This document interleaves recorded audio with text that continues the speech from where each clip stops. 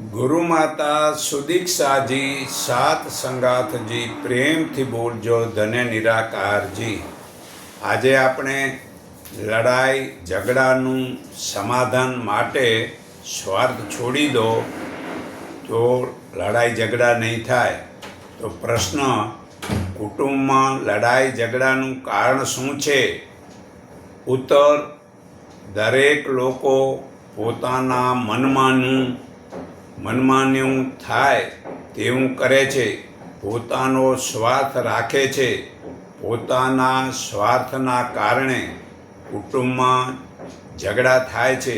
જેમ કૂતરા એકબીજા સાથે બહુ ગેલા થઈને રમે છે, પણ રોટલો દેખીને ઝઘડે છે। તેથી મનુષ્યનું કારણ રોટલા માટે નથી, પણ પોતાનો સ્વાર્થ છે। જે પોતાનું સુખ ચાહે છે તે કુટુંબનો થતો જ નથી। કુટુંબનો તે કહેવાય છે કે જે બધાનું હિતનું કરે છે। તેથી જ કુટુંબમાં શાંતિ થાય છે। વ્યસન ફેશનના ખોટા પાખંડ કરતો નથી, જે પોતાની ફરજનું કર્મ કરે છે અને બીજાઓનું હિત કરે છે, આદર સત્કાર કરે છે, ત્યાં ઝઘડા જ થતા નથી। તો પ્રશ્ન, ભાઈ એકબીજા સાથે લડે તો માતા પિતાએ શું કરવું જોઈએ? ઉત્તર, માતા પિતાએ ન્યાયનું કહેવું જોઈએ। તેઓ નાના પુત્રને કહેવું કે તું ભરત, લક્ષ્મણ, શત્રુઘ્નને જો કે તેઓ રામજી સાથે કેવો વર્તાવ કરતા હતા। ભીમ, અર્જુન, સદેવ, નિકુળજી પોતાના મોટા ભાઈ યુધિષ્ઠિર સાથે કેવો વર્તાવ કરતા હતા। મોટા ભાઈને કહેવું કે તું રામજીને જો કે તેમણે પોતાના નાના ભાઈઓ સાથે કેવો વર્તાવ કર્યો હતો, તે જોઈને પોતાનું વર્તન જો સુધારો તો ભાઈમાં ઝઘડા નહીં થાય। પ્રશ્ન, બહેન ભાઈ એકબીજા સાથે લડે તો માતા પિતાએ શું કરવું જોઈએ? ઉત્તર, માતા પિતાએ દીકરીનો જ પક્ષ કરવો જોઈએ, કારણ કે તે થોડા દિવસ રહેવાવાળી છે, તેથી તે આદરણીય છે। દીકરા, તું ઘરનો માલિક છે, ઘરમાં જ રહેવાવાળો છે। દીકરાને એકાંતમાં સમજાવવો જોઈએ કે બેટા, બહેનને નિરાશ કરવી નથી, તે અહીં રહેવાવાળી નથી, તે પોતાના ઘેર ચાલી જશે। તું તો અહીંનો માલિક છે। બહેનને પણ ભાઈ પાસેથી કોઈ આશા રાખવી નહીં, અને ભાઈ જે આપે તેમાંથી થોડુંક જ લેવું અથવા થોડુંક પાછું આપવું, તેણે વિચારવું।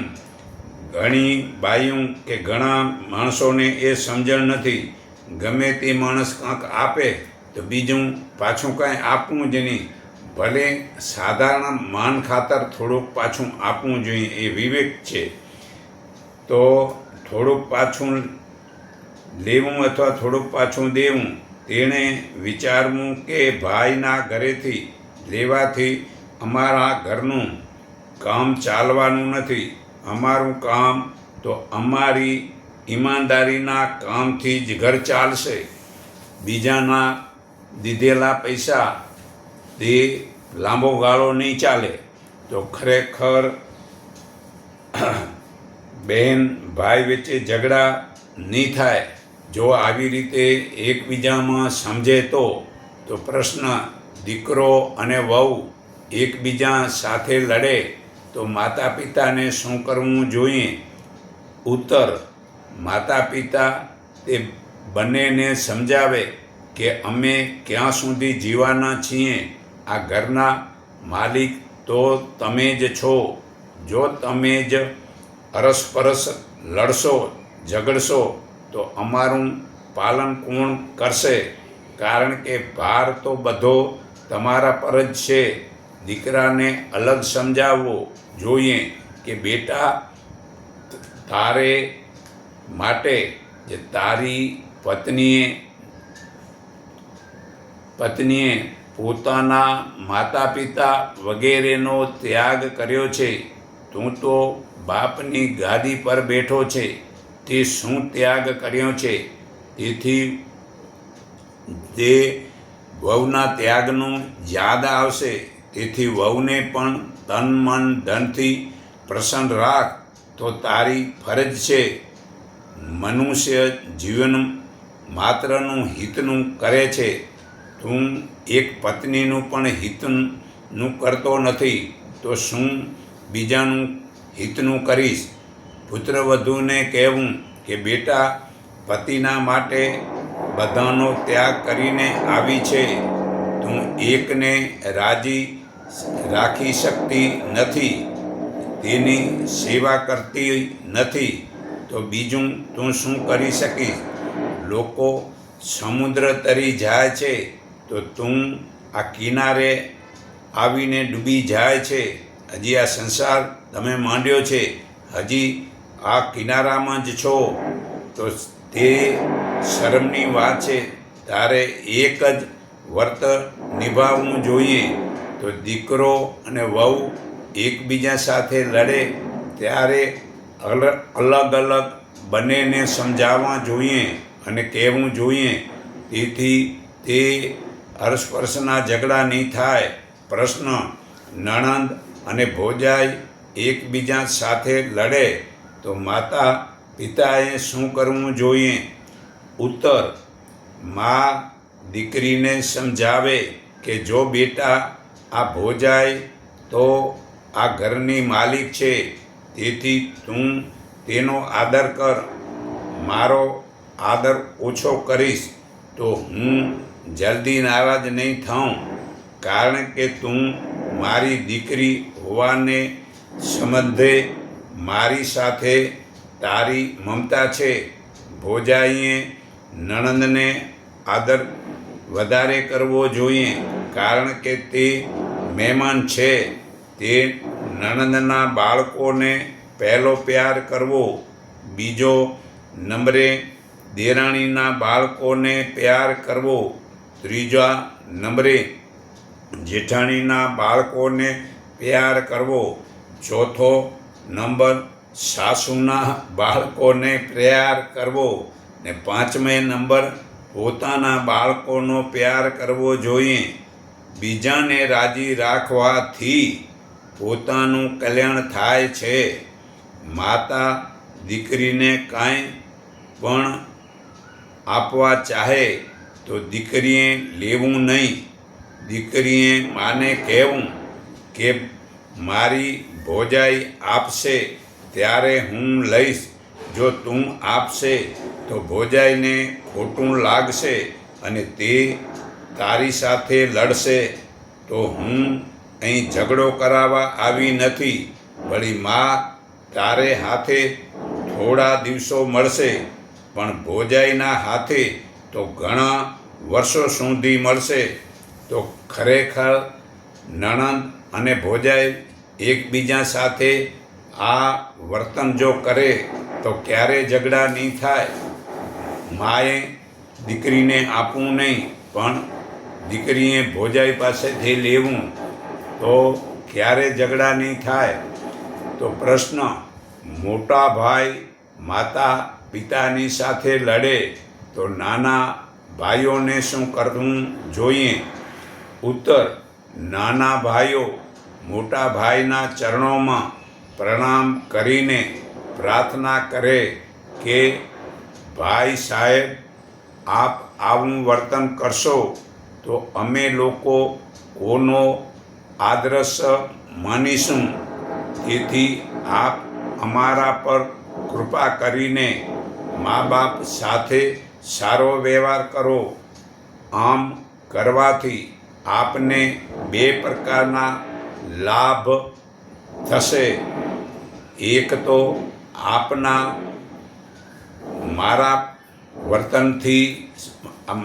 સારા વર્તનથી કુટુંબ પર, મોહલ્લા પર સારી અસર પડશે અને બીજું, તમારું વર્તન જોઈને અમે પણ તેવું જ વર્તન કરશું, જેનાથી આપને પુણ્ય મળશે. આપ અમારા પિતા સમાન છો. તો મોટા ભાઈ માતા પિતાની સાથે લડે તો નાનાઓએ એમને સમજાવવા, તો લડાઈ ઝઘડા નહીં થાય. પ્રશ્ન: નાના ભાઈઓ માતા પિતા સાથે લડે તો મોટા ભાઈનું શું કર્તવ્ય છે? ઉત્તર: મોટા ભાઈ નાના ભાઈઓને સમજાવે કે જુઓ ભાઈ, હું અને તમે સૌ બાળકો છીએ. માતા પિતા આપણા માટે હંમેશા આદરણીય છે, પૂજનીય છે. જે શરીરથી આપણે ભગવાન પ્રાપ્ત કરીએ છીએ તે શરીર માતા પિતાથી જ મળેલું છે. આપણે તેના ઋણથી કદી મુક્ત થઈ શકીએ નહીં. હા, આપણે તેમને અનુકૂળ થઈશું તો તેઓ રાજી થવાથી તેઓ ઈચ્છે તેમ આપણે રાખે. તેમને આપણા પર પૂરો હક છે. તેમનો હક આપણે કેમ ભૂલી જઈએ? તો નાના ભાઈઓ માતા પિતા સાથે લડે તો મોટા ભાઈનું આ કર્તવ્ય છે કે નાના ભાઈને સમજાવે તો મતભેદ નહીં થાય. પ્રશ્ન: બહેન માતા પિતા સાથે લડે તો ભાઈઓનું શું કર્તવ્ય છે? ઉત્તર: ભાઈ ન્યાય જુએ અને ન્યાયમાં પણ બહેનનો પક્ષ લે અને માતા પિતાને કહે કે આ તો મહેમાન છે, તેને પ્યાર કરવો જોઈએ. પરંતુ બહેનને અન્યાય હોય તો બહેનને એકાંતમાં સમજાવે કે બહેન, એકબીજા વચ્ચે પ્રેમનો જ મહિમા સારો છે. મા બાપ આદરણીય છે, તેથી આપણે બધા મા બાપનો આદર કરીએ અને તુચ્છ વસ્તુ માટેના ઝઘડા ન કરીએ. નાની નાની વાતો માટે ખરેખર મા બાપને તકલીફ ન દેવી.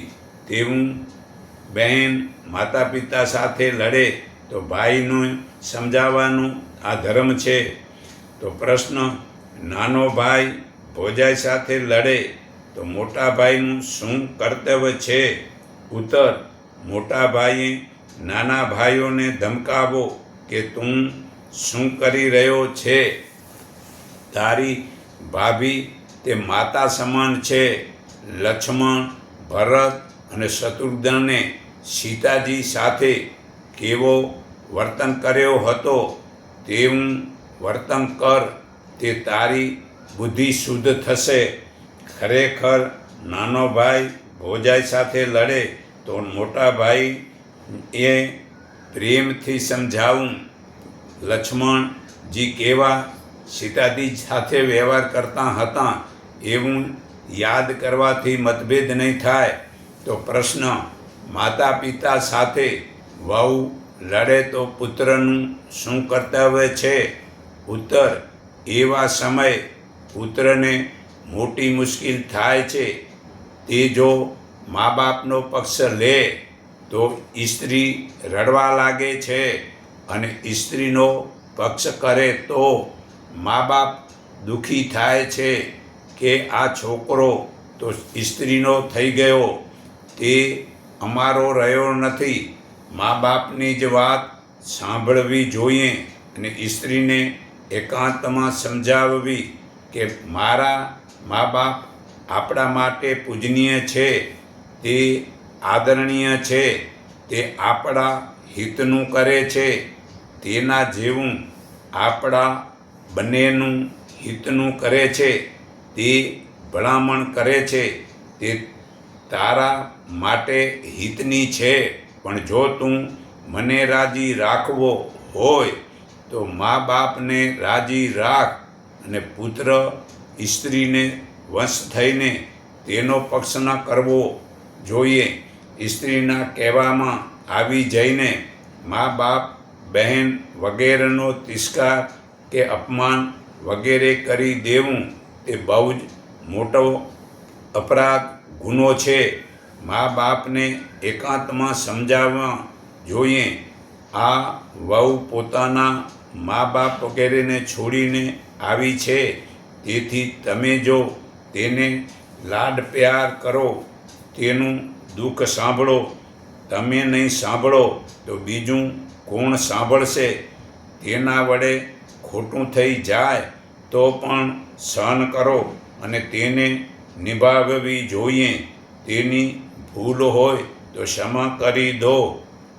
તો માતા પિતા સાથે વહુ લડે તો પુત્રનું કર્તવ્ય છે બંનેને અલગ અલગ સમજાવીને કહેવું જોઈએ. તો મા બાપ સાથે વહુનો ઝઘડો નહીં થાય. તો પ્રશ્ન: પિતા અને માતા એકબીજા સાથે ઝઘડે તો પુત્રનું શું કર્તવ્ય છે? ઉત્તર: બને ત્યાં સુધી પુત્રોએ માતાનો પક્ષ લેવો જોઈએ, પરંતુ પિતાને આ વાતની ખબર પડવી ના જોઈએ કે આ પોતાની માનો જ પક્ષ કરે છે. પિતાને કહેવું જોઈએ કે પિતાજી, આપ અમારા બધાના માલિક છો. મારી માતા કાંઈ પણ કહેશે તો આપને જ કહેશે. આપના સિવાય તેનું બીજું સાંભળવાવાળું કોણ છે? અને વિવાહ સમયે આપે અગ્નિ, સૂર્ય, બ્રાહ્મણ અને સર્વની સાક્ષીએ વચન આપ્યા હતા, તેનું પાલન કરવું જોઈએ. અમારી માતાજી આપને દીધેલા વચનો નિભાવે છે કે નહીં, તેનો ખ્યાલ ભૂલીને આપે આપનું જ કર્તવ્ય નિભાવવું જોઈએ. આપ મર્યાદા રાખશો તો અમારા અને મારી માના આલોક અને પરલોક બંને સુધરી જશે. નહીં તો અમો બધા ક્યાં જઈશું? આપના વિના અમારી ગતિ બગડી જશે. અમો આપને શિખામણ આપી શકતા નથી, પરંતુ યાદ કરાવીએ છીએ. યાદ કરાવવું એ અમારો ફરજ છે, પણ અમે તમને શિખામણ આપી શકતા નથી, કારણ કે નાનાઓ મોટાને શિખામણ ન આપે, પરંતુ યાદ તો ચોક્કસ કરાવી આપે. અમો કંઈક ભૂલો પણ કરી હોય તો અમે આપે માફ કરી દેવી જોઈએ, કારણ કે આપ વડીલ છો. જો ભગુ ઋષિએ વિષ્ણુ ભગવાનને લાત મારી તો વિષ્ણુ ભગવાને માફ કરી દીધા, તો વિષ્ણુનું કાંઈ ઘટ્યું નહીં કે બગડ્યું નહીં. ઉલટાનો તેમનો મહિમા વધ્યો કે કેવું સહન શક્તિ કરી. તેથી આપ જાતે વિચારો, આપને સમજાવું. આપ ખુદ જ જ્ઞાની છો. જુઓ વળી, સ્ત્રીઓને મોનોપોઝ તે પુરુષ કરતાં જલ્દી આવે છે. તે પછી સ્ત્રીને સંસાર ભોગ ઈચ્છા થતી નથી અને પુરુષને મૈથુન ઈચ્છા થાય છે. તે માટે સ્ત્રી તે પુરુષની ઈચ્છા પૂરી કરતી નથી. તેથી મોટી ઉંમરે મા બાપ વચ્ચે ઝઘડો થાય છે, તો તે છોકરાને ખબર કેમ પડે? અને તે પિતા છોકરાને કહે કેમ? અને છોકરાને ખબર પડે કેમ? તો સ્ત્રીનો ધર્મ છે મોટી ઉંમરે પુરુષની ઈચ્છા પૂરી કરવાનું. ભલે નહીં કરવી જોઈએ, અને તો ઝઘડા નહીં થાય. તે માટે પ્રત્યેક વ્યક્તિનું કર્તવ્ય છે કે તે પોતાની ફરજ સમજે. તેથી પ્રેમ વધશે. તો ઘણા જગાએ મોટી ઉંમરે દાઢી થાય એટલે પોતરા સાથે સૂવે, પોતરાને રમાડે, પૂજાપાઠ કરે, પણ પતિની ઈચ્છા પૂરી ન કરે, પછી ધીરે ધીરે ઝઘડા થાય, તો આવી દાદીને સંભાળવું જોઈએ કે મારી ખરેખર જે ફરજ છે તે હું અદા કરું. તો બંને મોટી ઉંમરે મા બાપ વચ્ચે ઝઘડા નહીં થાય. મોટી ઉંમરે ઝઘડા થવાનું મુખ્ય જ કારણ આ એક કામ છે, અને પુરુષને પણ એવું સંયમ રાખવું જોઈએ. આહાર સાત્વિક લઈ અને ખોરાક ખાય તો ઇન્દ્રિય વશમાં રહે છે. ત્યારે તમોગુણી ખાય અને પુરુષને પણ કામ ઈચ્છા જાગે છે, અને સ્ત્રીને મનોપદ જલ્દી થવાથી સ્ત્રીને કામ વાસનાની ઈચ્છા હોતી નથી. પછી મોટી ઉંમરે બે માણસ વચ્ચે ઝઘડો થાય છે. તે ઝઘડાનું કારણ મૂળ કામ છે, અને મનુષ્યને જ્ઞાન નથી એટલે એ કામ છોડતો નથી, પણ છોડી દેવું જોઈએ. તો પ્રશ્ન: માતા પુત્રનો પક્ષ લઈને વહુને હેરાન કરે તો વહુએ શું કરવું જોઈએ? ઉત્તર: વહુએ એમ સમજવું જોઈએ કે આ તો માતાનો પ્રેમ છે. મને મારી માતા પ્રેમ કરે છે, તો હું હવે તેઓ રાજી રહે તેવું સાસુની સાથે વર્તન કરું કે તેનાથી ઘરમાં સારું થાય. પોતાના ભાવોને શુદ્ધ થવા માટે ભગવાનને પ્રાર્થના કરવી જોઈએ કે હે પ્રભુ, અમો સર્વને સદબુદ્ધિ આપો, ઘરમાં પ્રેમ જળવાઈ રહે. તો માતા પુત્ર પક્ષ લઈને વહુને હેરાન કરે ત્યાં આ વહુએ એમ સમજવું જોઈને એકબીજામાં પ્રભુ પ્રાર્થના કરી અને ભૂલી જવું જોઈએ. પ્રશ્ન: પતિ અને સસરા એકબીજા સાથે લડે તો સ્ત્રીએ શું કરવું જોઈએ? સ્ત્રીનું કર્તવ્ય છે કે પોતાના પતિને સમજાવે. જેમ અહીંયા જે કાંઈ છે તે ખરેખર તો આ બધું જ પિતાનું છે. આપની માને પણ પિતાજી લાવ્યા છે, અને ધન સંપત્તિ, જમીન, મિલકત, ઘર, વૈભવ વગેરે પિતાનું જ કમાયેલું છે. તેથી તેમનો બધી રીતે આદર કરવો જોઈએ. તેમની વાત માનવી ન્યાય ધર્મ છે, અને આપનું કર્તવ્ય છે કે કાંઈ પણ લખ્યા કર્યા વિના આપ તેની સંપત્તિના સવાય ઉત્તરાધિકારી છો. તેથી તેઓ કાંઈ પણ કહે તે બધું જ આપે માન્ય રાખવું જોઈએ. આપે શરીર, મન, વાણી વગેરેથી પૂરેપૂરો તેમનો આદર કરવો જોઈએ. તેઓ ક્યારે ગુસ્સામાં આવીને કાંઈક કહે દે તો એવું જ વિચારવું કે તેમના સમાન મારું હિત કરવાવાળું બીજું કોઈ નથી. તેથી તેમનું મન કદી દુખાડવું નહીં જોઈએ. હું પણ કાંઈ અનુચિત કરી દઉં તો આપે મારી પરવા ન કરીને પિતાજીની વાતનો જ આદર કરવો જોઈએ.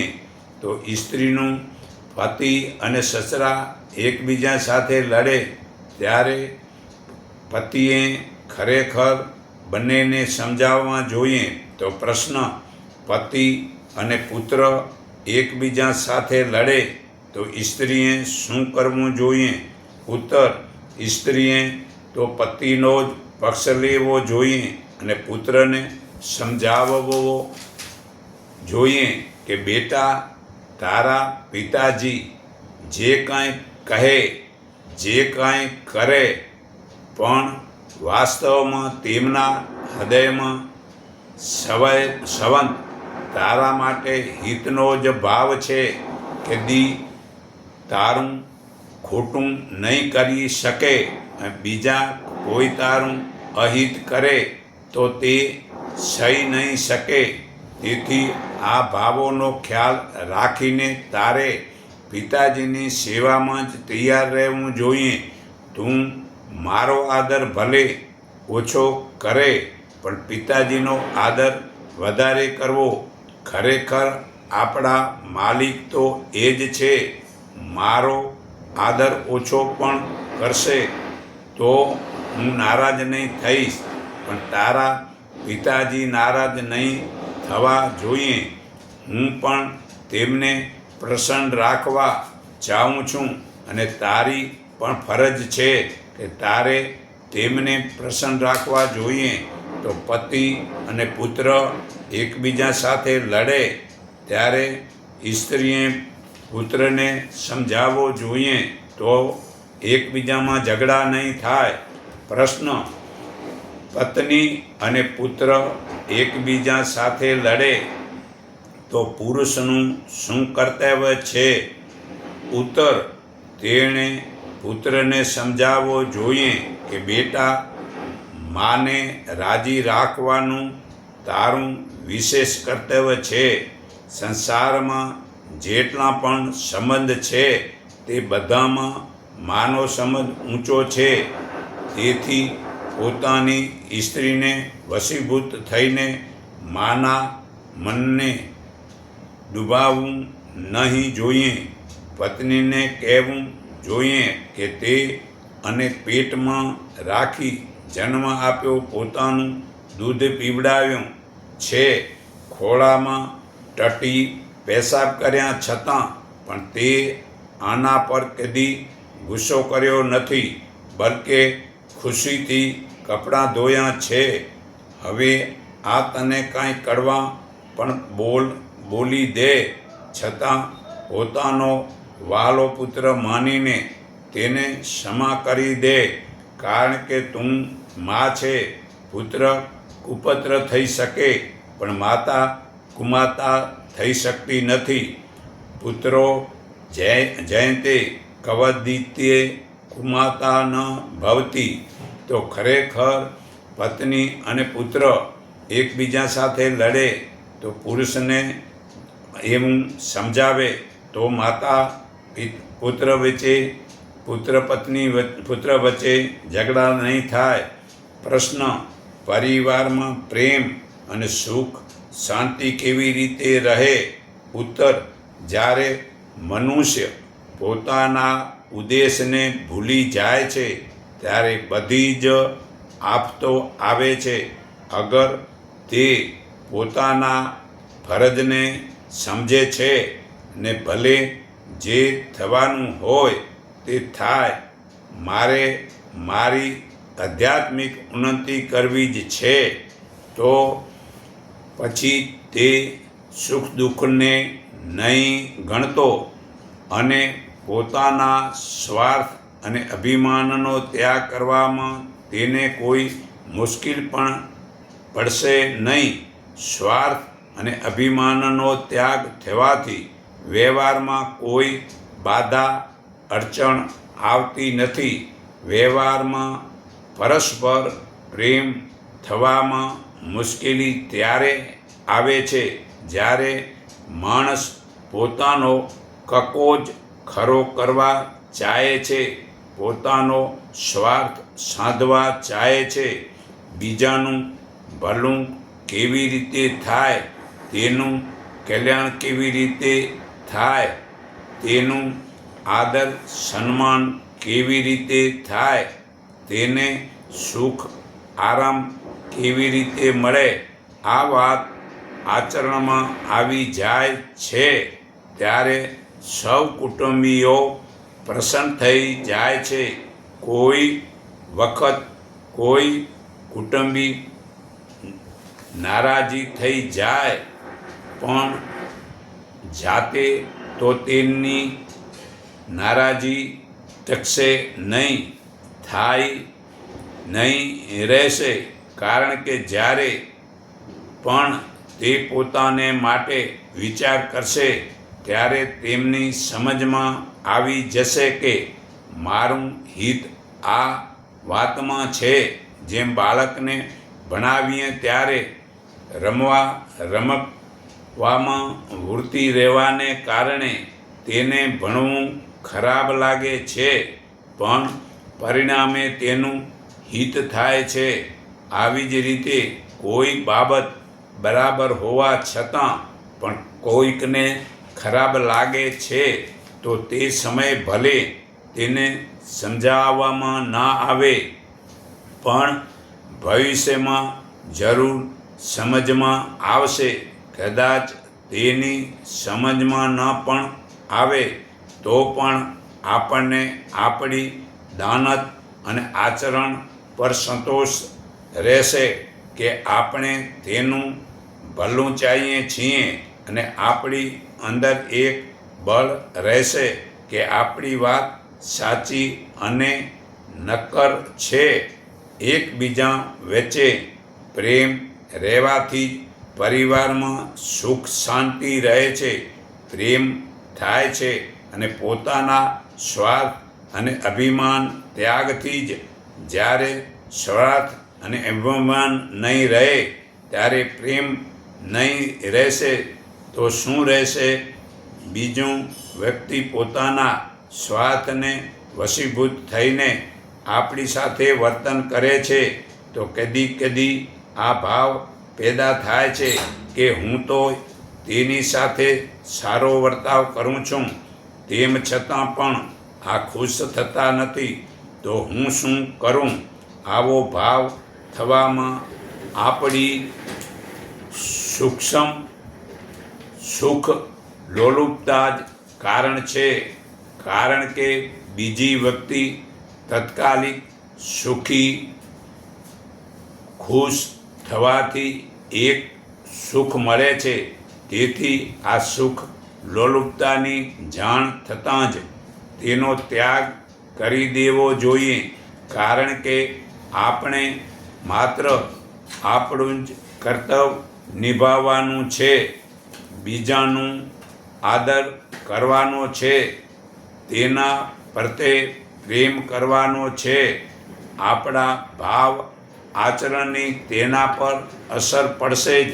હા, અંતઃકરણમાં કઠોરતા હોવાને કારણે તેના પર અસર ના પણ પડે તો પણ આપણે આપણી તરફથી સારું કર્યું આ વાતને લીધે આપણને સંતોષ થશે. સંતોષ થવાથી આપણો પ્રેમ ઘટશે નહીં અને વધશે, અને પરિવારમાં પણ સુખ શાંતિ થશે. તો મનુષ્ય જન્મનો ઉદ્દેશ શું છે? મનુસ્મૃતિ પાના નંબર 90-91 ને શ્લોક 161 થી 180 હું વાંચી સંભળાવું છું.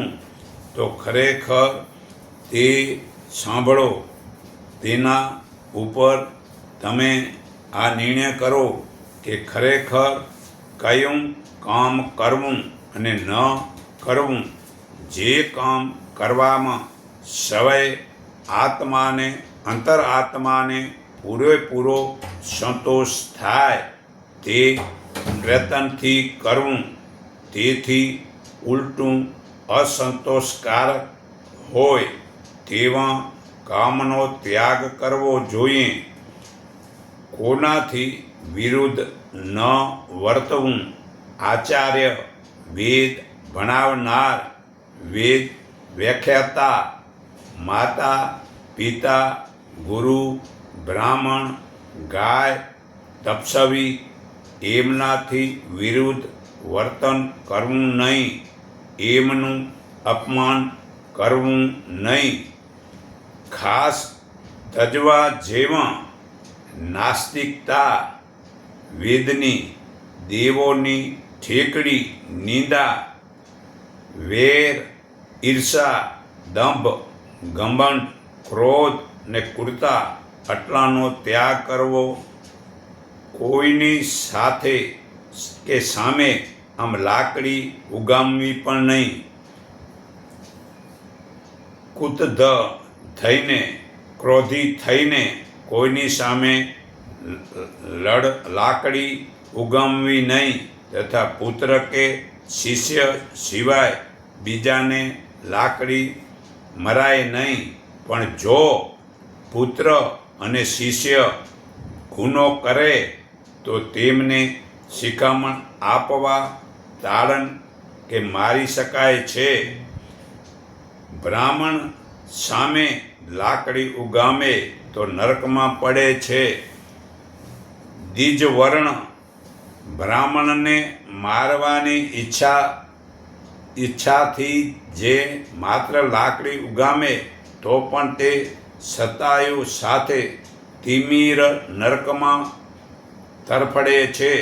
દ્વિજવર્ણ એટલે તરુણવર્ણના જે બ્રાહ્મણ છોડીને ક્ષત્રિય વૈશ્ય અને રાજા આ વૈશ્ય શૂદ્ર ક્ષત્રિય વૈશ્ય અને શૂદ્ર એ ત્રણ વર્ણ જે છે એને દ્વિજવર્ણ કહેવાય. તો એ દ્વિજવર્ણના બ્રાહ્મણોને મારવાની ઈચ્છાથી બ્રાહ્મણ એટલે જ્ઞાની માણસ હોય એને બ્રાહ્મણ સમજો. ખાલી બ્રાહ્મણ જનોઈ પહેરે કે ભરાને ઘરે જન્મ થવાથી બ્રાહ્મણ થઈ નથી જતો. જ્ઞાની હે તો ગમે તે વર્ણનો હોય એ બ્રાહ્મણ જ સમજો.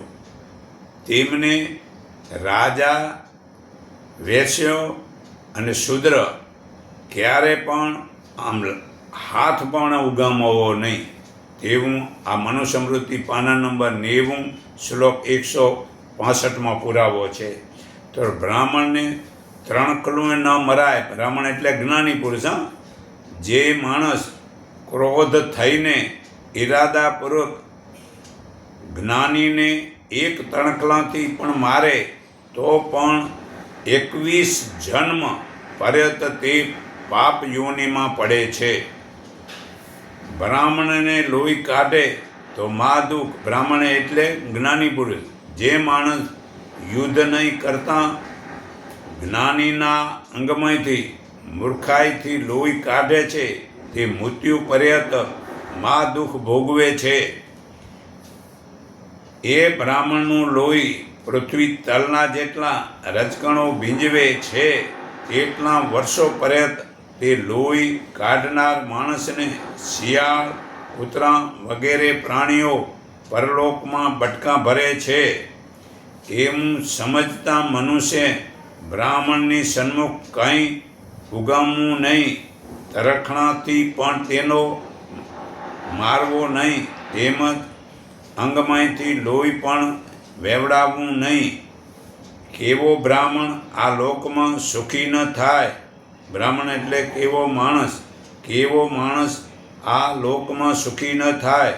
જે મનુષ્ય અધાર્મિક હોય, જેનું ધન જૂઠાણાનું હોય અને જે હંમેશા હિસ્સામાં તૈયાર રહેતો હોય તે આ લોકમાં સુખ મેળવતો નથી. તો હવે આ મનુસ્મૃતિ પાના નંબર 91 શ્લોક નંબર આ 172થી 180 હું વાંચી સંભળાવું છું. જેમ ધરતીમાં વાવેલું બીજ તરત ફલિત થતું નથી પણ ફળ આપતું નથી, તેમ જગતમાં આચરેલા પાપ પણ તરત જ ફળ આપતા નથી. અથવા જેમ ગાય યા બળદને દોડતા કે દોડતા તરત જ તે ફળ આપે છે દોડતા, તેમજ પાપ તેને આચરતા તરત જ ફળ આપતા નથી પણ બીજે રીતે ધીમે ધીમે વધતા ફાલે છે અને પછી ફળ આપે છે. તેમ પાપ પણ કર્મિક રીતે વૃદ્ધિ પામીને તેને કરનારના મૂળને કાપે છે. તો અધર્મ એટલે પાપ. અધર્મ જરૂર અનિષ્ટ ફળ આપે છે. અધર્મ જો તેને કરનારને કર્તાને ફળ નહીં આપે તો તેના સંતાનોને આપે છે, અને પુત્રોને નહીં આપે તો તેના પુત્ર ને આપે છે, પણ નિષ્ફળ નીવડતું જ નથી. આ મનુસ્મૃતિ પાના નંબર 91 શ્લોક 172માં પુરાવો છે. તો અધર્મથી આખરે વિનાશ થાય છે. અધર્મનો આચરનાર મનુષ્ય ઉપલક કદાચ સુખો જુએ અને દુશ્મનોને જીતે, પણ છેવટે તે સમૂળો સંપરિવાર નષ્ટ થાય છે.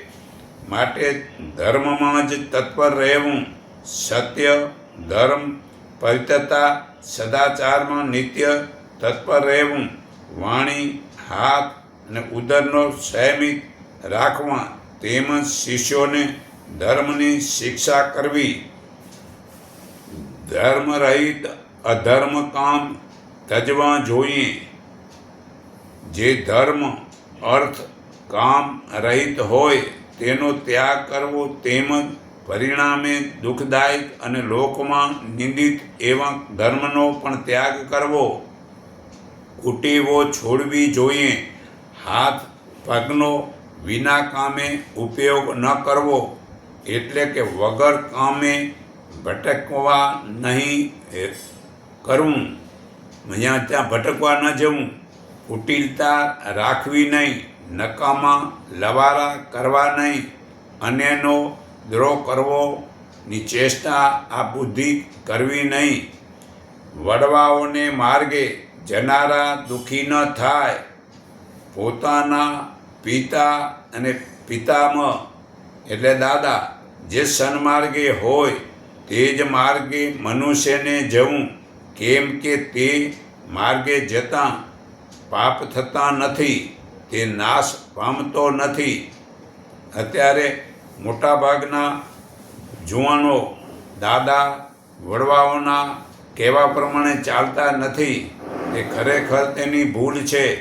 તો કોની સાથે વિવાદ ન કરવો. યાજ્ઞાયિક બ્રાહ્મણ, ઋષિવિજ, ગૌર પુરાણીહિત, આચાર્ય, મામા, આશિત, બાળક, અતિથિ, વૃદ્ધ, રોગિષ્ઠ, વેદ, જ્ઞાતિજન, પિતૃપક્ષના સંબંધીઓ, જમાઈ, સાળો ઇત્યાદિ બધું મોસાળ પક્ષના માતા પિતા, ભગિની, કુળવધુ, ભાઈ, પુત્ર, પત્ની, દીકરી અને દાસ વર્ગ એ સર્વે વાદ વિવાદ કરવો નહીં. આ જાણી જીવનમાં ઉતારે તો લડાઈ ઝઘડા ક્યારે નહીં થાય. તો આ લડાઈ ઝઘડાના કારણ એક મોટો સ્વાર્થ છે. અને જે ઘરનો મુખ્ય પૈસા કમાતો માણસ એ પોતાનો સ્વાર્થમાં પોતાને ફાવે તેવું ગાડી ઘોડા વગેરે કપડાં એ બનાવે ને બીજાને તેવું સગવડ ન આપે, તો ધીરે ધીરે મતપંથ અને ઝઘડા થાય છે. તો ખરેખર બધાને સમાન ભાવનું વર્તન કરવું જોઈએ, તો જ ઝઘડા ન થાય. તો હું સર્વના હૃદયમાં રહેલા પરમપિતા પરમાત્માને હું મારા હૃદય ભાવથી સર્વેને નમન કરું છું. એકને ઓળખો, એકને માનો, એક સંકીર્ણ થાવ. પરમપિતા પરમાત્મા એક છે અને દેવી દેવતા અનેક છે. દેવી દેવતા પરમપિતા પરમાત્માની વિભૂતિઓ છે. આ વિષ્ણુ, શંકર, રામ વગેરે.